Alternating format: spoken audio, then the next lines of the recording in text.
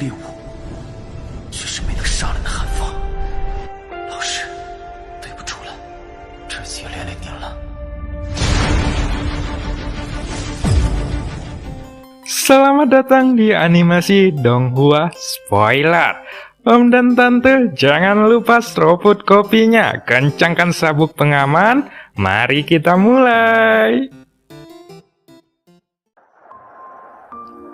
Pada awal episode diceritakan bahwa Xiaoyan membunuh para monster biasa dan di tingkat raja. Selang beberapa saat, muncul monster tingkat roh yang hanya bisa dilawan oleh keabadian. Tiba-tiba, Xiaoyan masuk ke dimensi lain dan mendengarkan suara Jie. Dan serta Xin pun beralih. Dunia Taisu memang sangat kuat, dan dalam beberapa hal, mereka jauh di depan dunia Senshi. Tapi, ada satu hal yang menjadi alasan sebenarnya. Kenapa dunia Taisu menginvasi dunia Senshi? Ucap Jie kembali. Karena perkembangan dunia Senshi yang terlalu cepat, diperinisasi dan konsumsi sumber daya menjadi sangat serius. Dunia Taisu seharusnya berada di masa kejayaannya, tapi perkembangan pesat juga membawa kerugian, yaitu kekurangan sumber daya, sehingga mereka dengan cepat memasuki akhir dari dunianya sendiri. Ucap Jie. Secara keseluruhan invasi ini sangat penting bagi dunia Senshi, tapi bagi dunia Taisu ini juga kelangsungan hidup dan kematian mereka. Ini karena setelah mereka dikalahkan, dunia Taisu akan mengalami kemunduran dengan sangat cepat. Lagi pula, jika tidak ada dukungan dalam hal sumber daya, sebuah dunia akan runtuh dengan sangat cepat. Ucap Jie. Jie menjelaskan semua ini dengan perlahan, dan ini juga pertama kalinya dia menjelaskan banyak hal kepada Xiaoyan. Kekuatanku masih terlalu lemah, namun invasi ini sudah dekat. Jadi, apa yang bisa kulakukan dengan kekuatanku seperti ini? Ucap Xiaoyan. Mata Xiaoyan berubah menjadi rumit. Dari ingatannya, dia merasa bahwa usaha yang dia lakukan sangat tidak berarti dari dulu hingga sekarang. Dunia tidak hanya membutuhkan sosok yang sangat kuat, tetapi juga setiap inci dari kekuatannya. Tetesan menyatu menjadi sebuah sungai, dan satu percikan api dapat memicu kebakaran padang rumput. Tampaknya beban di hatimu telah membuatmu melupakan kebenaran paling mendasar ini. Ucap Jie. Suara Jie terus keluar dan Xiaoyan sedikit membeku. Ketika mendengar kata-katanya, Xiaoyan merasa bahwa dia seperti sebutir kerikil dalam menghadapi perang yang luas ini. Karena statusnya sebagai dewa tertinggi, dia masih menempatkan beban yang sangat berat di hatinya. Tidak ada yang bertanya padanya tentang hal ini, tetapi dia tanpa sadar telah menempatkan dirinya masuk ke dalam status dewa tertinggi. Oleh karena itu, tekanan di hati Xiaoyan begitu besar, sehingga dalam ingatan perangan kuno ini, ia tidak bisa melepaskannya untuk waktu yang lama. Karena ini masalahnya adalah kelemahannya. Kamu harus memahami bahwa invasi dunia bukanlah kebetulan, dan juga bukanlah kebencian. Itu hanyalah kompetisi yang dapat berkembang seiring berjalannya waktu. Hal yang sama bisa berlaku untuk kultivasi, dan hal yang sama juga berlaku untuk sebuah dunia. Ucap Jie. Pergantian yang lama dan yang baru, hanya pemenang yang berhak hidup. Ini adalah seleksi alam. Ucap Jie kembali. Bekerja keraslah, karena dunia Senshi sudah memilihmu. Hatimu juga harus cukup kuat untuk menerima tanggung jawab ini. Ucap Jie terus memberikan masukan kepada Xiaoyan. Dewa tertinggi, ketika dia seumuran denganmu, bahkan dia tidak bisa memiliki kualifikasi untuk menemuiku. Ucap Jie kembali. Mengikuti kata-kata Jie, sorot mata yang kompleks di mata Xiaoyan berangsur-angsur menghilang, dan suasana hatinya langsung membaik. Alasan kenapa Jie mengatakan begitu banyak adalah karena dia ingin menstabilkan keadaan pikiran Xiaoyan yang saat ini sedang kacau. Aku mengerti. Terima kasih, senior. Ucap Xiaoyan. Xiaoyan segera menangkupkan tangannya dan mengepalkan tinjunya kepada Jie. Pada saat ini, kegelisahan di hatinya beransur-ansur menjadi tenang. Xiaoyan terlalu memikirkan masalah tentang invasi dunia Taisu, tapi bahkan beberapa masalah tidak perlu diselesaikan dengan cara yang rumit. Apa yang harus dilakukan sebenarnya sangat sederhana, yaitu percaya pada kekuatannya sendiri. Kultivasi Xiaoyan sudah cukup keras. Jika perang benar-benar pecah, termasuk semua avatar yang dia punya, kekuatan Xiaoyan akan mencapai tingkat yang belum pernah terjadi sebelumnya. Sekarang selain avatar Yuan Shen dan avatar Laozu, Xiaoyan juga memiliki tubuh Kuizun yang bisa digunakan untuk menguasai istana langit kapanpun saja.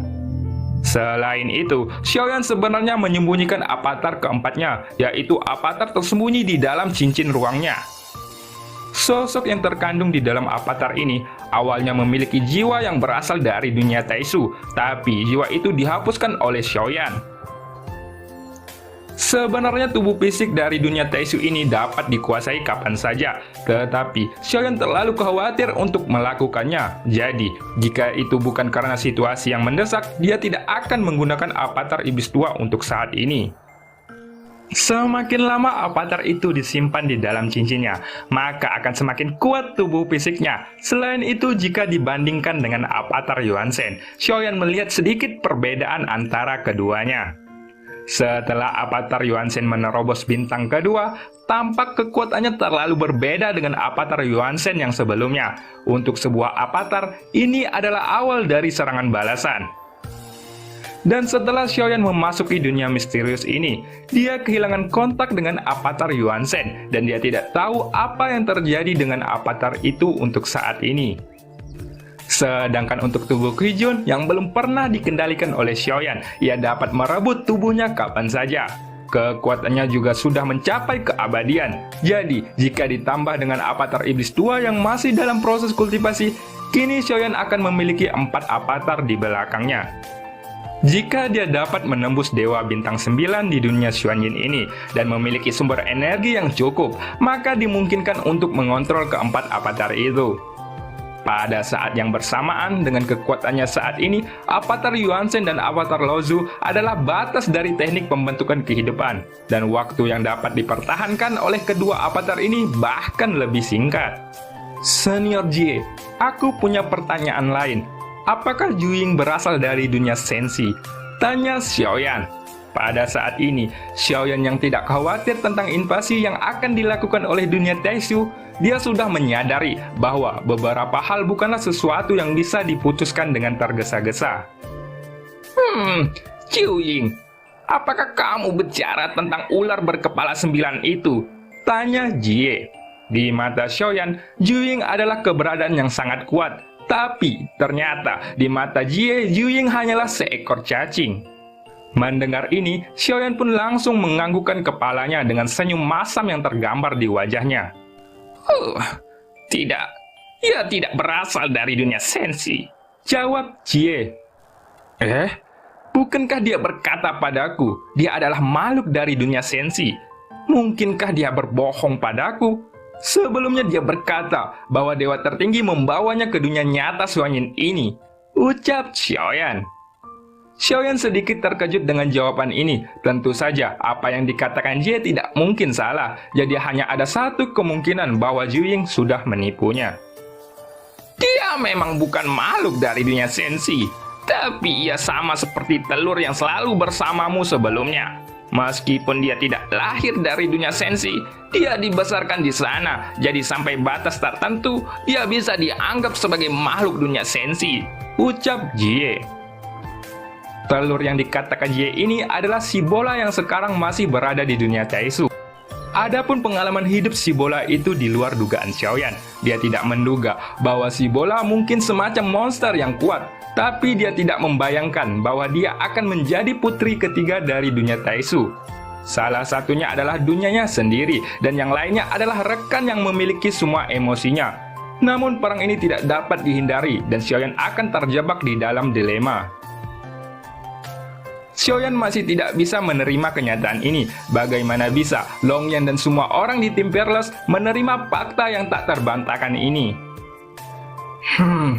Dengan kata lain, apakah aku bisa membawanya kembali ke dunia sensi?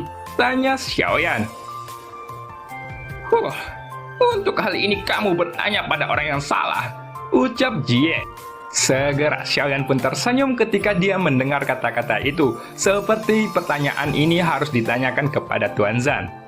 Tuan Zhan adalah gumpalan warisan dari dunia sensi, jadi dia pasti dapat memberikan jawaban yang tepat. Baiklah, petaka ini sudah berakhir. Angkat kepalamu dan lihat ke depan. Berpikir terlalu banyak hanyalah akan menghambat kemajuanmu. Selain hebat dalam kekuatan, kamu juga harus cukup kuat di hatimu, ucap Jie.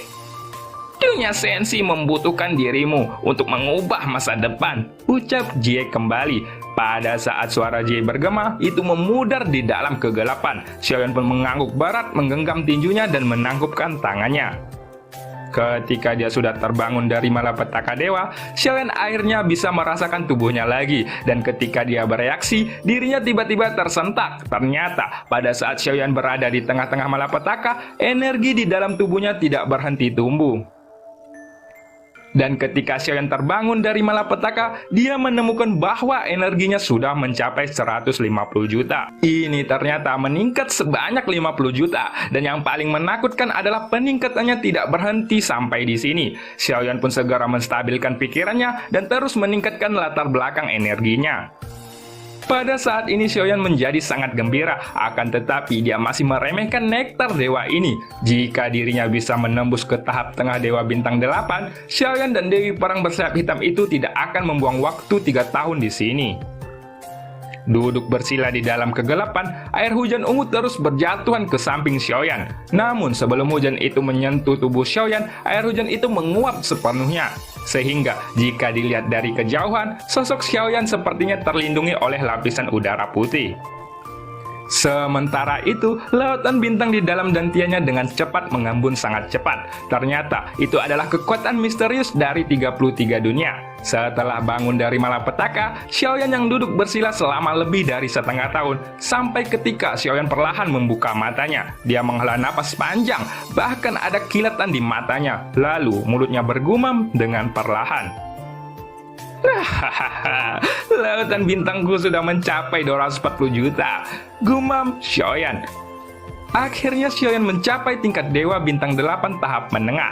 Selain lautan bintang Xiaoyan yang dapat digandakan, dari 240 juta lautan bintang, latar belakang energi Xiaoyan benar-benar dapat meletus dan akan berlipat ganda menjadi hampir 500 juta.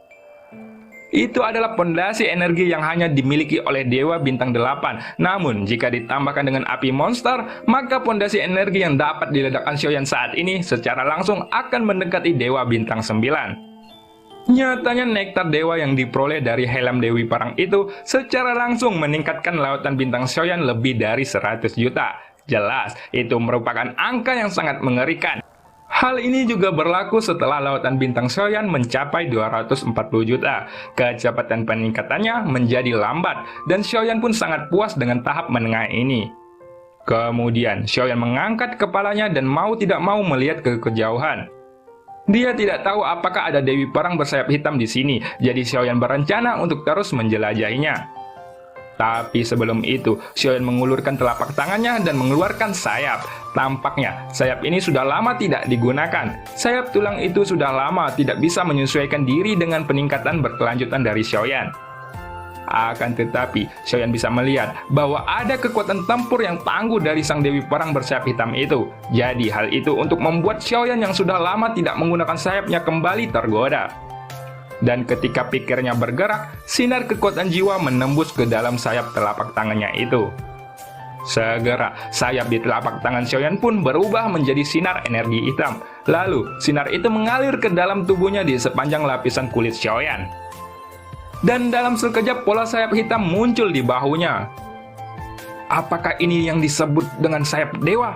Gumam Xiaoyan di dalam hatinya.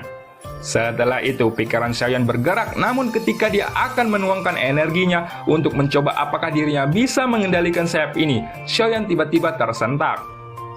Lalu pada saat berikutnya, wajah Xiaoyan menunjukkan ekspresi aneh. Itu karena ia menyadari bahwa energinya tidak bisa dia alirkan. Apakah sayap dewa ini hanya bisa digerakkan oleh kekuatan jiwa? Gumam Xiaoyan. Detik berikutnya, tanpa mengucapkan sepatah kata lain, Kekuatan jiwa Xiaoyan pun menembus ke dalam sayap dewa itu. Pada saat berikutnya, jubah di belakang Xiaoyan tiba-tiba menonjol dan meledak. Lalu sepasang sayap hitam dan emas muncul di belakang punggung Xiaoyan. Lalu mata Xiaoyan tiba-tiba menyala. Sepertinya meskipun Dewi Perang bersayap hitam itu tidak secara langsung mengajari Xiaoyan gaya pembunuh dewa yang ke-13. Pada kenyataannya, Xiaoyan telah menyerang Dewi Perang itu selama 3 tahun terakhir, terutama di medan tempur yang sebenarnya. Di dalam pagoda emas, dia sudah mempelajari banyak hal. Sayap yang bersinar dengan kilau emas hitam itu tampak sangat fleksibel. Xiaoyan pun mencoba menggerakkan pikirannya, dan segera sayapnya terbanting, tubuhnya melesat dan suara ledakan sonik langsung menggema. Oh, sungguh kecepatan yang sangat mengerikan, gumam Xiaoyan. Mata Xiaoyan berkilat dengan sinar yang luar biasa. Xiaoyan yang telah memperoleh sayap Dewi Perang ini bahkan dapat merasakan ketika Dewi Perang bersayap hitam itu bertarung melawannya lagi.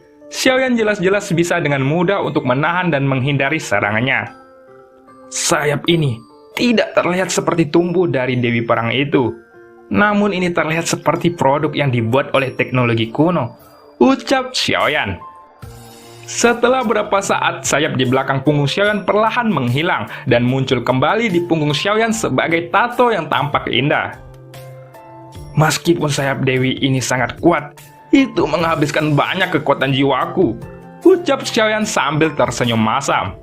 Setelah melihat adegan ini, terbukti bahwa bahkan jika dengan hanya kekuatan jiwa dari tingkat domain Xiaoyan saja, ia tidak dapat menggunakan sayap dewa ini untuk bertarung dalam waktu yang lama. Tapi aku cukup beruntung, karena ada avatar Laozu. Jika aku menggunakan tubuh Laozu untuk melakukan teknik penciptaan kehidupan, kekuatan jiwa yang dihasilkan oleh puluhan juta jiwa seharusnya dapat mudah mengendalikan sayap ini, ucap Xiaoyan di dalam hatinya. Pada saat ini, Xiaoyan cukup yakin bahwa hasil kali ini akan menimbulkan masalah besar. Kekuatannya sudah meningkat dan dia juga memperoleh sayap Dewi Perang yang kuat. Hal ini jelas membuat kekuatan tempur Xiaoyan naik ke tingkat yang baru lagi. Bagi Xiaoyan, sayap yang dapat langsung digunakan dalam pertempuran tanpa banyak latihan adalah sesuatu yang sangat berguna. Dan sayap dewa ini sudah memberikan Xiaoyan contoh yang benar-benar sempurna. Kemudian Xiaoyan berdiri perlahan dan melihat ke kejauhan. Di ruang yang sangat gelap ini, Xiaoyan tahu bahwa pasti ada kehadiran yang lebih kuat. Karena aku sudah memilih untuk datang ke sini, aku seharusnya tidak memiliki keraguan, gumam Xiaoyan. Setelah bergumam, Xiaoyan tiba-tiba bergegas dan tiba-tiba melesat ke depan. Kini kemajuan Xiaoyan yang berkelanjutan ini tampaknya telah melampaui harapan para sosok yang memperhatikannya. Di sisi lain, sosok yang berada di puncak gunung sudah menguburkan Dewi Perang bersayap hitam itu ke puncak, dan matanya melihat ke arah utara dengan warna yang aneh di matanya. Orang ini sudah mengalahkan Dewi Perang bersayap hitam dalam 3 tahun. Di masa lalu orang itu tidak pernah melakukannya, ucap Sang Peng sambil menghela napas. Tapi dia lebih serakah darimu. Dewi Perang bersayap hitam adalah yang paling penyayang dan berhati lembut di antara yang lainnya. Kalau Dewi Perang bersayap ungu itu bukanlah makhluk yang baik, ucap Sang Peng itu sambil menggelengkan kepalanya. Sementara itu, di wilayah timur dari 33 dunia, lelaki tua itu memiliki wajah yang tampak kusam berdiri di samping tirai tipis. Dia tidak percaya sekarang bahwa Xiaoyan benar-benar sudah berhasil mengalahkan Dewi Perang bersayap hitam, hanya dalam kurun waktu 3 tahun. Namun tidak hanya itu, Xiaoyan juga tidak berhenti menggerakkan langkahnya, dan dia terus melesat ke dalaman wilayah utara. Reinkarnasi Susang memang memiliki beberapa hal menarik, tetapi dia tidak memiliki banyak hal. Jangan berpikir bahwa jika kamu dapat mengalahkan Dewi Perang bersayap hitam, kamu dapat melawan Dewi Perang bersayap ungu.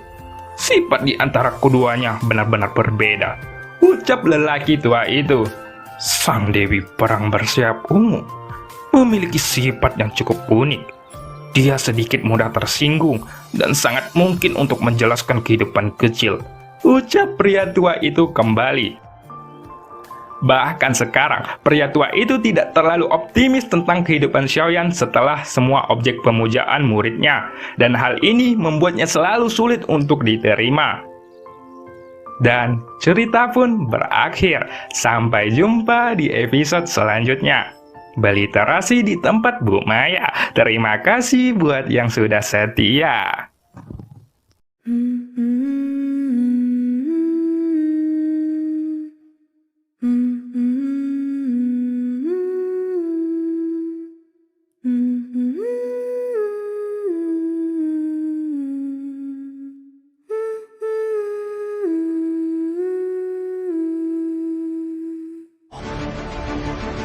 一旦被他们锁定了位置，我们俩都会性命堪忧。所有的隐忍，只为了这一天，我已经等待了太久。今天若是你能够安然无恙地走下擂台，萧炎从此不再踏进迦南学院半步。他迟早会发现的。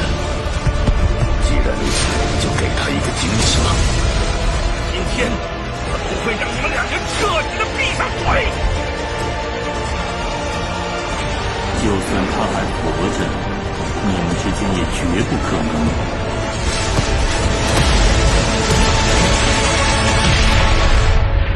加玛帝国云岚宗，萧炎回来了。